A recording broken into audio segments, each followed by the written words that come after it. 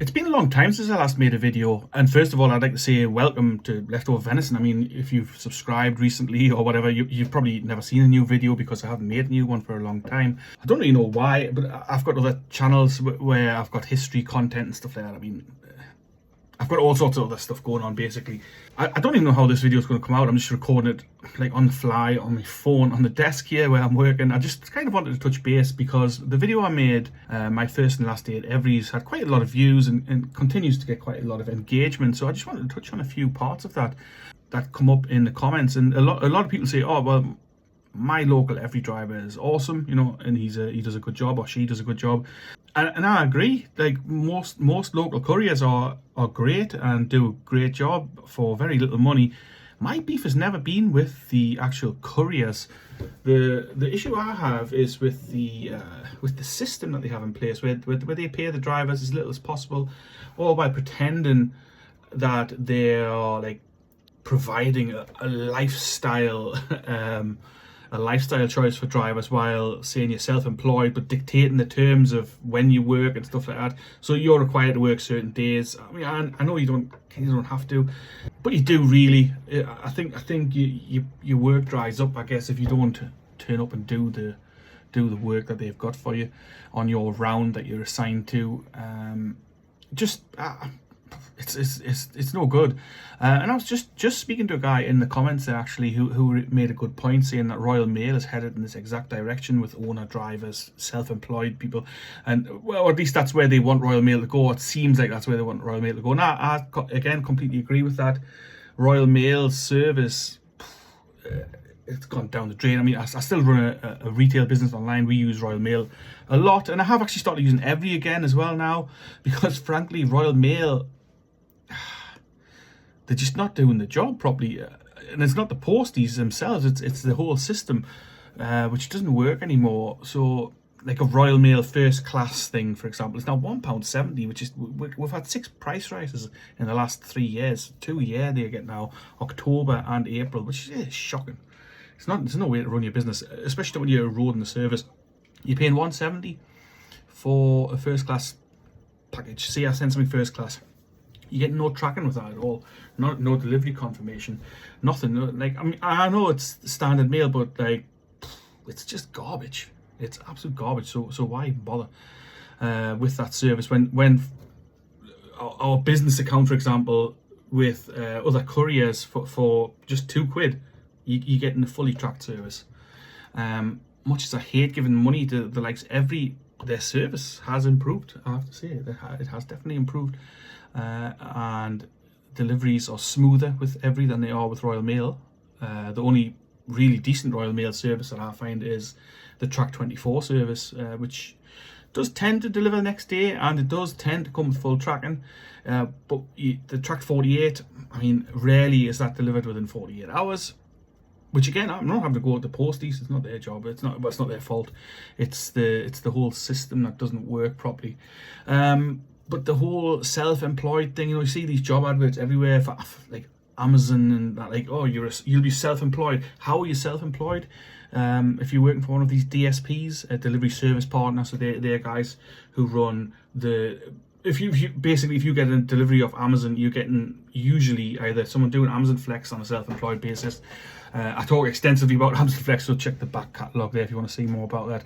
So you're getting either a Flex dude or somebody working for a DSP, and I'm saying working for because that's what it is. Most of them are self-employed, but required to turn up at the depot at a certain time on the certain days that they're supposed to work, 6 days a week usually, especially if it's busy.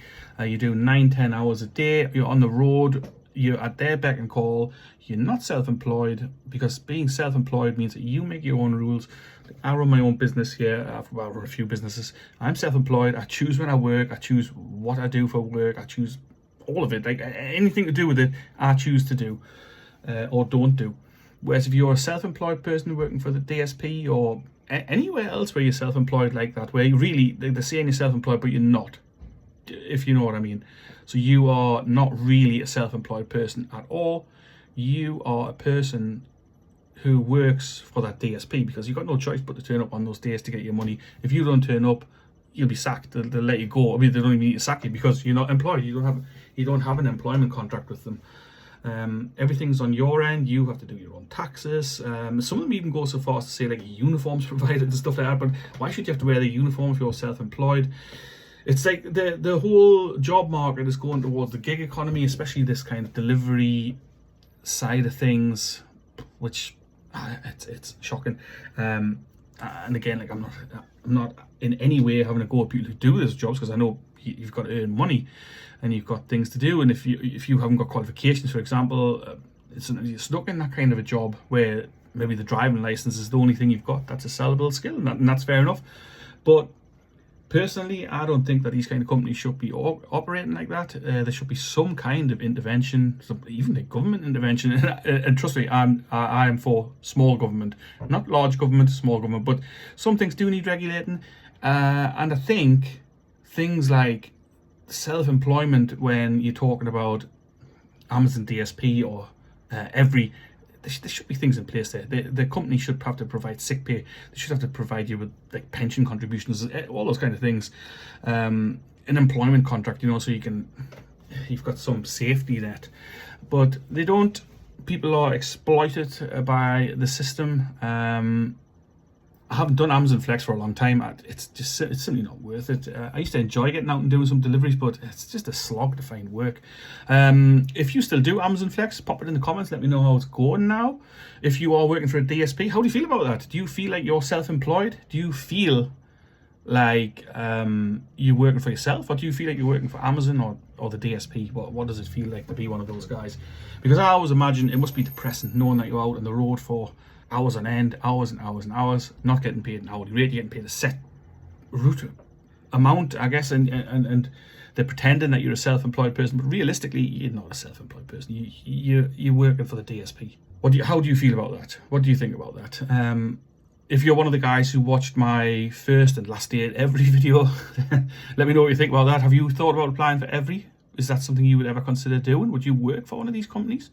Do you think the wages are fair? Do you think it's worth the wear and tear on your car? I'd love to hear from you guys in the comments. If you've followed the channel for any amount of time, you know that I always interact in the comments, even on videos that are years old. I like to have a chat with guys in the comments.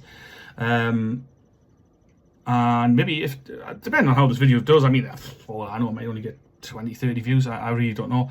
But if it doesn't, I might get back into some kind of regular content, talking about business things, maybe even talking about Royal Mail and EVRi, stuff like that. I'm quite interested in that sort of thing, especially since I've worked a bit in that field. I have actually been a postie for a while, back when I was thinner. I'm very fat now and getting older as well. Well, nobody gets younger, do they? But anyway, that's the way it is. I'm sitting here in the northeast at the minute, and it's boiling. It's 23 degrees in here, well, outside, and it is hot in here. Enjoying the summer. Enjoying not delivering. I'm enjoying working from home, that's for sure. My business has taken off. I've also just written a book, which it's not the kind of thing I normally plug. It's not nothing related to this channel or anything like that. It's a history book. If you're interested in that kind of thing, maybe check it out. I'll possibly put a link to my website in the description. If you want to see it, then have a look. It's about the Battle of Neville's Cross, or the Neville's Cross campaign, in fact. Which it's a forgotten campaign in history. So I don't even know what I'm rambling about here now. I'm rambling about history on a topic that was supposed to be on EVRi, but this is kind of what I do. I just start talking. Anyway, so yeah, it's a book about Neville's Cross. It's a forgotten campaign from 1346. Scottish guys come and invade England and basically ransack the place. They ransacked through Cumbria, hit Carlisle, along the Tyne Valley, sack Hexham, and they fight a big massive battle near Durham, which is not far from where I live. It's and I mean, I love history. I had never heard of this battle, so I thought I would investigate it. And over lockdown, which I mean was some time ago now, I did a whole bunch of research on it, and then recently decided to write a book, and it is now done and coming out soon. It's not an advert for that. I don't even know why it came up, but I will pop it in the comments, in a pinned comment, maybe the address to my website. If you want to have a look, check it out. If you are still doing Flex, like I say, let me know in the comments. If you're working for a DSP, I'd love to hear from people who work for a DSP. Like, I would love to know what you think about working for the DSP. What's it like? Like, I genuinely want to know if you feel like you're a self-employed person, or if you feel like you work for Amazon stroke the DSP. What's it like? What's it like when you're out on the road? Is there pressure? Are you constantly under pressure? Like, oh, this route should have been done 3 hours ago, or whatever. Let me know. Let me know what it's like. I genuinely would like to know. That's it.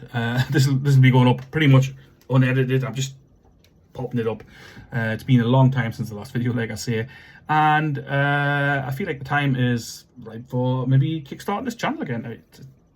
It just to get the views, which is crazy to me. Like, I've got videos on there with 120,000 views, which I never thought would happen, but it has. So yeah, comment, like, all that stuff. You know, I like the chat in the comments, like I say. So do leave a comment and let me know how you're doing. What are you doing at the minute, delivery wise. Catch you later.